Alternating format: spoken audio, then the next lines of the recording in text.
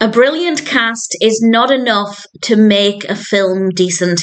That's not new information, but it is true information.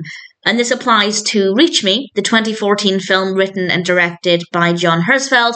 And the cast includes, to name just a few, Sylvester Stallone, Kelsey Grammer, Terry Crews.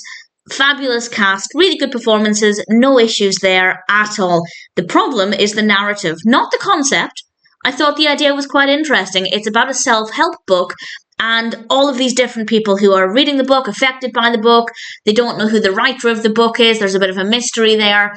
And, well, I don't want to say too much more about that, but there's a bit of lives intertwining. And, yeah, as a concept, it's fine. But there are two reasons why it didn't work. One main reason is that the narrative is a mess. It bounces around so much. And that's not to say a film can't work where you have a lot of different characters and a lot of different lives. They absolutely can. But in this case, it doesn't. And the other reason it doesn't work is kind of connected to the first reason, actually, is because I think most of the characters are very boring.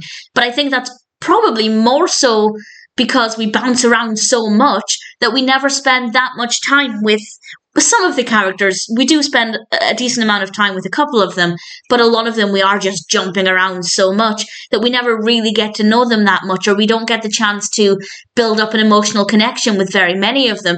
So the narrative doesn't work, and either the characters are not interesting, or we're not given the chance to get to know them. I've also just realised that IMDb, does Wikipedia as well?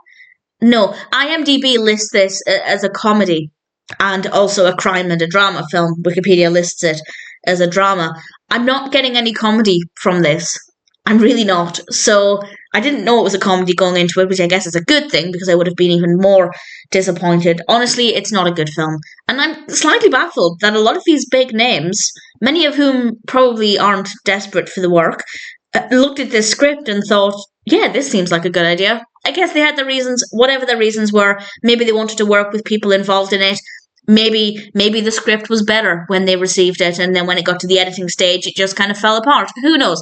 Either way, from my perspective, as a viewer, I thought Reach Me was an interesting concept, absolutely horrendously executed.